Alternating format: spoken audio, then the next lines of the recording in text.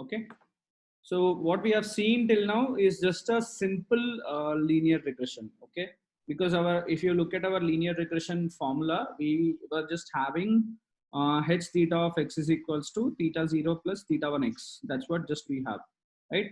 So basically we were dealing with only a single variable, which is nothing but x, and the corresponding predicted variable is nothing but the y. Okay. So we were just doing a simple linear regression. So, but what if there are multiple variables? So I'll just give you a quick example. Okay.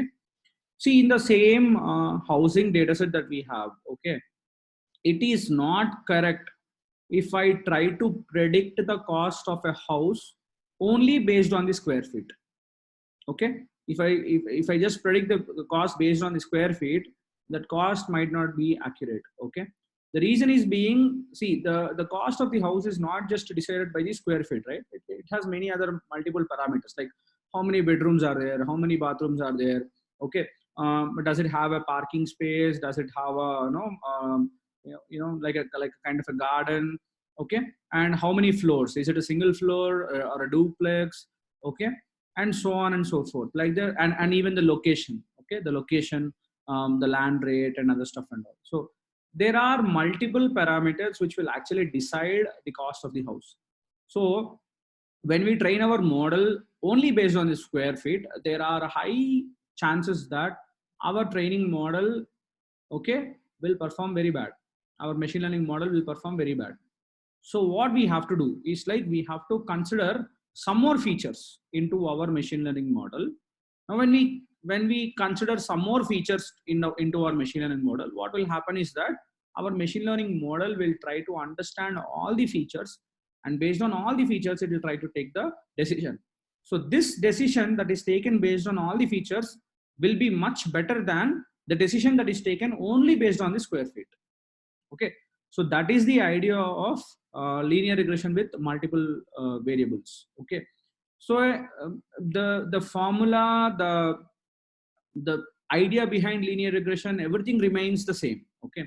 Only thing that we are doing here is that we are having the hypothesis a little more complex, because you can see now theta 0 x0, theta 1 x1, theta 2 x2, and so on, theta n xn. So there are multiple features that we are considering right now into our hypothesis. Okay. But please understand now, the moment you consider multiple variables into your hypothesis is no more going to be a simple straight line. Okay. It's going to be a curve. Now, what are all the different parameters that I have to set now? So earlier, because it was just a straight line, it is okay if I decide theta 0 and theta 1. That's all. It is enough. But now, because we have multiple parameters, that means theta 0 to theta n. So what is my cost function? My cost function is now j of theta 0 till theta n. And what is this one? This remains same. This is nothing but my mean squared error formula. Okay. But what happens to the gradient descent? Okay. So if you look at the previous gradient descent, the gradient descent was updating only two values, which is theta 0 and theta 1. And theta 0 is updated when it is partial derivated with theta 0. Theta 1 is updated when it is partial derivated with the theta 1. But now in this case, when you have multiple variables, what will happen? The gradient descent algorithm has to derivate partially for every theta value. That means it has to derivate this with respect to theta 0, theta 1, theta 2, so on till theta n. Okay. So your gradient descent algorithm is now becoming complex. Okay. So hope you all know the derivatives that we are trying to apply are not some simple mathematical functions, right? They are complex mathematical functions. And the moment you keep adding more number of features, okay, like this theta 0, theta 1, theta 2, theta n, so on, theta n, okay, your gradient descent algorithm also will become complex, because you have to do a lot of partial derivatives here, right? So I have just given you an example here. Okay. So what, because this particular gradient descent algorithm will become very, very difficult. Okay. This is also one approach in order to solve the linear regression with multiple variables. But what we do is now we go for a mathematical approach using the matrices. Okay, the concept that we generally learn in linear algebra. Okay, so in linear algebra, what we have is called something called as a normal equation, and the normal equation is given like this: theta is equals to x transpose x whole inverse and multiplied with x transpose y. Okay, now how to apply this equation is what I have shown you in the right side. Okay, now let's say I am considering different features like size, number of bedrooms, number of floors, age of the home. Okay, now based on these features, these 4 features, I'm trying to understand what will be the approximate cost of the house in terms of dollars. Okay, so what will happen is we are just entering a bias here. Okay, this particular column, which is nothing but x naught, is called as a bias. Okay, why are we entering that bias? You will understand right now. Okay, and all these particular columns are now my features. So when they are my features, what do? We'll represent those values as a column in the X matrix. Okay, as a column in the X matrix. So this is my size column, and this is my number of bedrooms, this is my number of floors, and this is my age of the house. Okay, so this X matrix now represents the features. Okay, represents the features or the attributes. What is the y?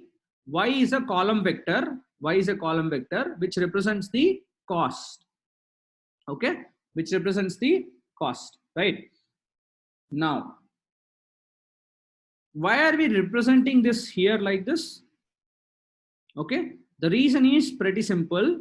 Let's say you have another matrix here, which is nothing but the x, the theta matrix. Okay, so I'll just quickly show it.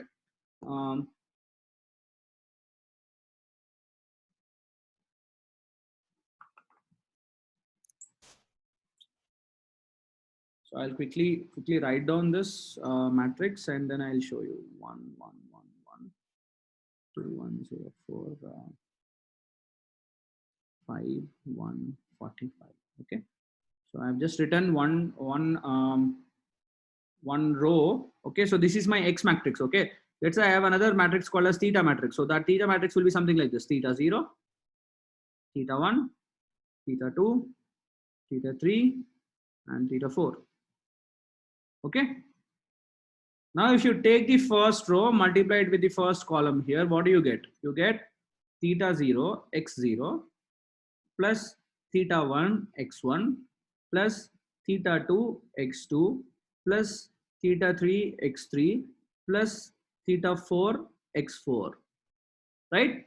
Where your x0 is 1, x1 is 2104, x2 is 5, and x3 is 1, x4 is 45. Okay, so this will be equated to y. What is this y now? Y is the label that we have. So what is the label for the first one? It is nothing but $460,000. Okay, so it is nothing but 460. So hope you got the idea of why we are introducing this particular vector with ones. Okay, it's basically nothing but bias, and that bias is necessary for us to handle the theta 0 x0. Okay, because this is basically we are representing it in the form of a linear algebra. So when we multiply the first row with the first column, your x0 is actually multiplied with the theta 0. Okay, so for that reason we are considering this particular one column. Okay, now we got the x and we got the y. This is nothing but our labels. Okay, so now if you apply this particular formula, theta is equals to x transpose x inverse into x transpose y, what do you get? You get this particular theta values. Okay, that means you are trying to solve for this one. Okay, you are trying to solve for this one. We are trying to obtain what are the values of this theta 0, theta 1, so on till theta 4. Okay, so that theta values will be given by this particular normal equation. Okay, so why we are taking a linear algebra approach is that it's pretty simple. You can still do it, you can still do like this, but the only problem is that as your number of features increase, okay, the gradient descent algorithm will become very slow. It will become very slow because it has to perform complex partial differentiations with respect to each and every theta. So it will become more complex. To avoid this complexity, we'll take the linear algebra approach and we try to find out what is the theta vector. Okay, so that's with respect to our linear regression. Okay, so now quickly what I'll do is like I'll open my Jupyter notebook for linear regression. We'll quickly go through the code for at least a sample linear regression. Okay.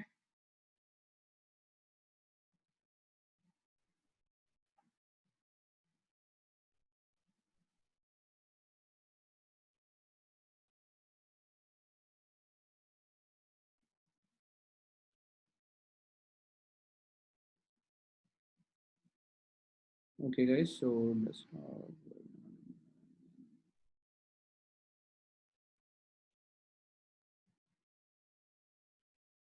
right. So this is my linear regression data. Okay. So what I'll do quickly is that we have to change the path. So I'll just quickly go to the location, change the path. So we are basically using the KC housing, KC house dataset. Okay, so copy the path name and just paste it here.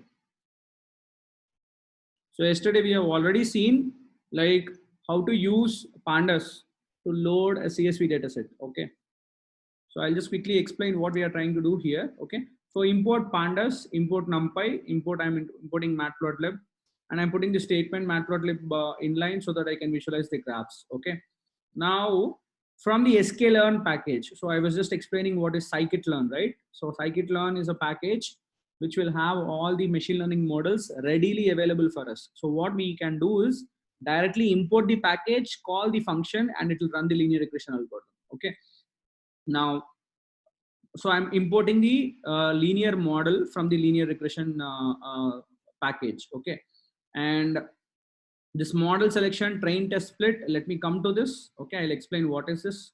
And metrics, under the metrics we have something called as the mean squared error, because every time we try to plot line and then we have to see what is the mean squared error. So that's the reason I'm importing the mean squared error also.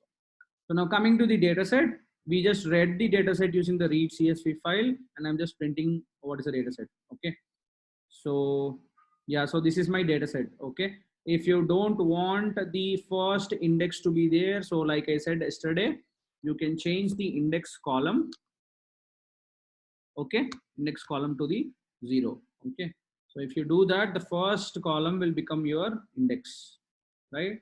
Now I'm just trying to check here, are there any null values? So in the dataset that I have taken, I don't have any null values. Okay, I don't have any null values, right? I don't have any null values. Now, what if there are null values? That we'll see in further sessions. I'll explain when we are dealing with the Titanic dataset. Okay. Now, why am I showing this right now is that you will get a quick idea of how to run a machine learning algorithm right today. Okay. So here what I did is that if you carefully observe the data set, there is something called as square feet living. Okay, square feet living. So since we are applying a simple linear regression algorithm today, I have taken only a single feature. So what we are trying to do here is that on x-axis I have square feet living, on y-axis I have cost of the house. Okay, so I have something called as a cost of the house. Where is it? Price. Okay, price. Right. So we are taking this price as the y-axis, square feet living as the x-axis. So we are trying to do a simple linear regression. Okay. So I'm just mentioning what is the feature columns that I'm considering. I'm considering only the square feet living. Okay. Now x is equals to houses of feature columns, which is nothing but square feet living. So please understand the syntax. Yesterday I have told you what is houses. Houses is nothing but your data frame. Okay, houses is nothing but data frame. From the data frame, I want only this particular column. So I'm saying houses of feature columns. Okay, so from the data frame, we are only taking square feet living column and assigning it to X. Similarly, from the houses, I'm also taking the price and I'm assigning it to Y. So I got my X and Y now. So first thing that I want to do immediately is that I want to put a scatter plot. Okay, I want to put a scatter plot and see how the points are. How the points are. Okay, so okay, the points are okay, pretty good. I think I can fit a line through this. Okay, I think I can fit a line through this. Okay, so that is my understanding upon looking at the plot. Okay, so what is our next target? Okay, so our next target is that the splitting of the data. Okay, the splitting of the data. Okay, now what is this splitting of the data? What exactly we are trying to do here? So I want you to focus once on this. This is very important and will be a common one for all the machine learning algorithms. Okay, so I want to take a clear look. So when you are looking at a data set, okay, when you are looking at a data set, okay, every data set will have something called as a training data and something called as a testing data. Okay, now certain data sets might not have a test data. That is a different case. Okay, but what do we do in this training data? Okay, this training data is the one that we are actually using in order to train our machine learning model. Okay, now let's say this particular training data is having multiple columns like this. Okay, and you have multiple rows. Okay, each and every row represents a sample. So I have 1, 2, 3, so on till 100. Okay, so let's say there are 100 samples. Okay, now what I do is, when I'm trying to train my machine learning model, I will split this particular training data into two parts. Okay, so let's say I am dividing it into 80 and I am dividing it into 20 samples. Okay, now what is this 80? This 80 is nothing but my actual train data. That means I'm going to use it to train my algorithm. Okay, and this 20 is my validation test data. Okay, this is my validation test data. Now why do we need this is pretty simple. If you look at our first slide in the machine learning algorithm, we need some data to evaluate our training model. Okay, we need some data to evaluate our training model. So always remember, this training data is the one which is having label in the sense the output. Okay, which is having the label. So what do we do now is that we train our model with this 80 samples. Okay, that means we are going to give the feature as well as the label, and we train our machine learning model. Now once that is done, what do we do now is that in the 20 samples that we have, we only give the features but we don't give the label. Okay, we only give the feature and we don't give the label to the algorithm. We will ask the machine learning model to predict the label. Okay, we will ask the machine learning to predict the model, predict the label. Okay, so now once the label is predicted by the model, we will compare the predicted label and the actual label that we have here. Okay, and see whether both are matching or not. Okay, now for the second sample also, we will give the second sample to the machine learning model, ask it to predict.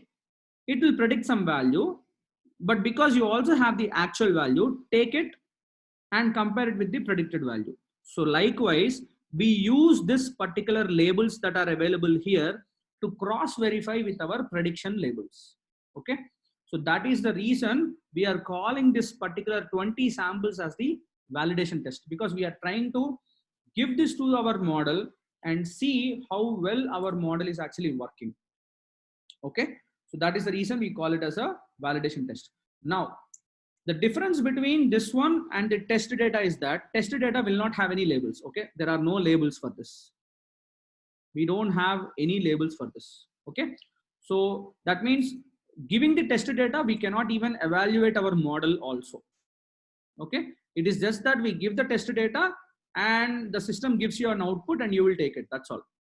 Okay, so accuracy of your model, if you want to check how well your model is actually working, so what you do is like you consider this validation test, and then based on that you will understand how accurately your model is actually performing. Okay, so please remember these three terminologies. Okay, training data and testing data will be separate, and in the training data itself you have some samples for training, and you will keep some samples for your validation test. Okay, so what we are doing exactly here is the same thing. Okay, so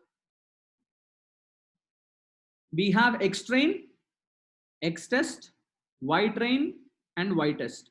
We are splitting the data like this. Okay, and I'm mentioning test size as 0.2. So what will happen is like out of the available samples, it will take 20% of the data as the validation test data.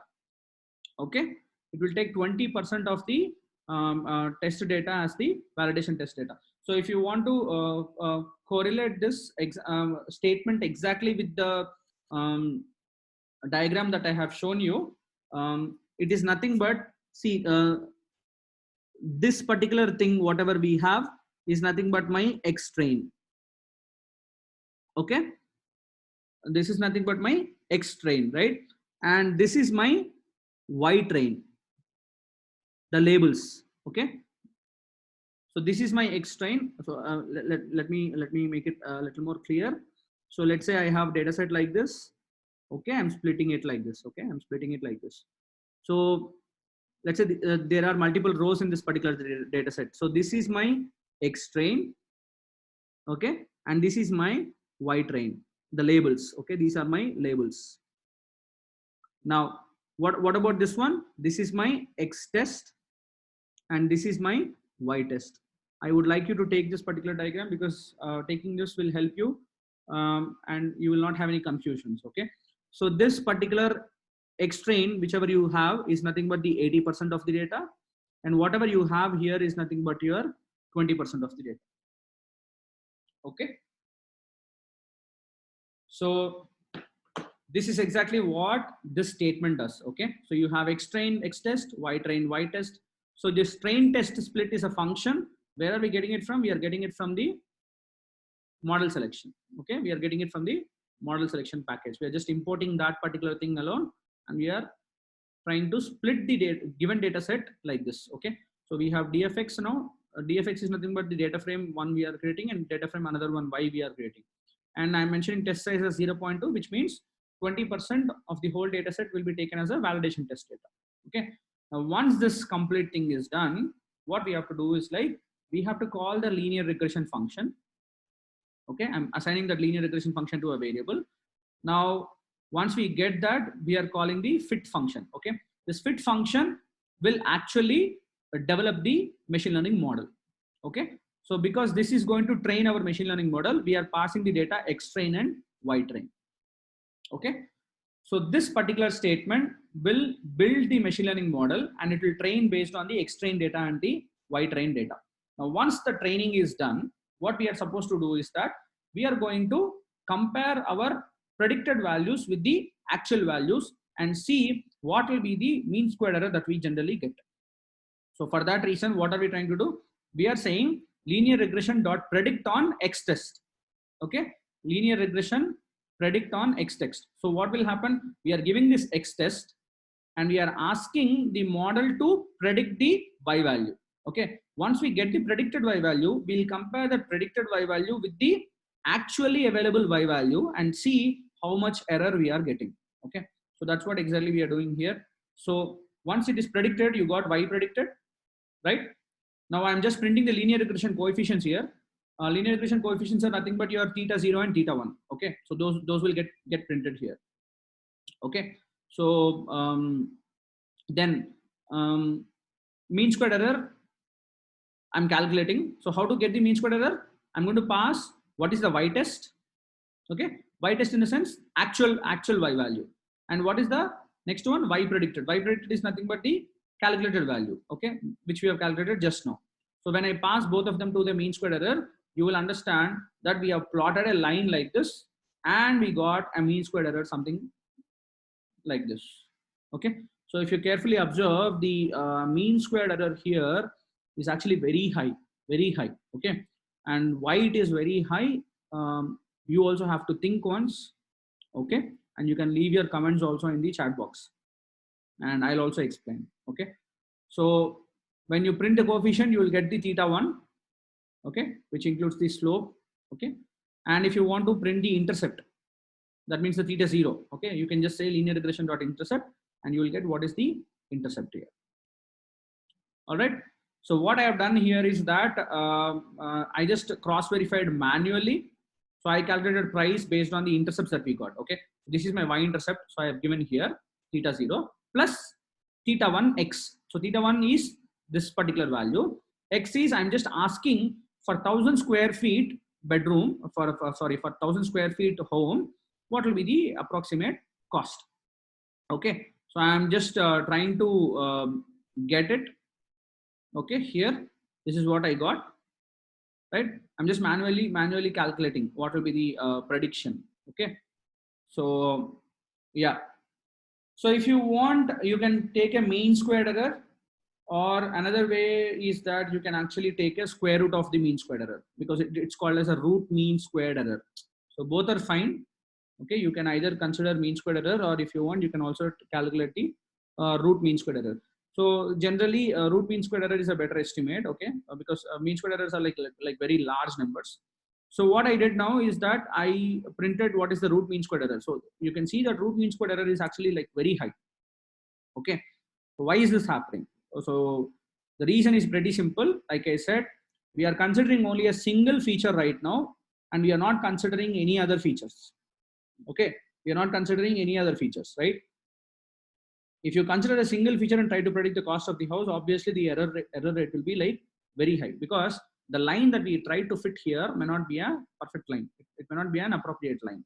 Okay. And that too with a single feature, the cost predictions, whatever we have done, will be like highly inaccurate. That is the reason we got a very high root mean squared error here. Okay. So score is another function. Score is another function.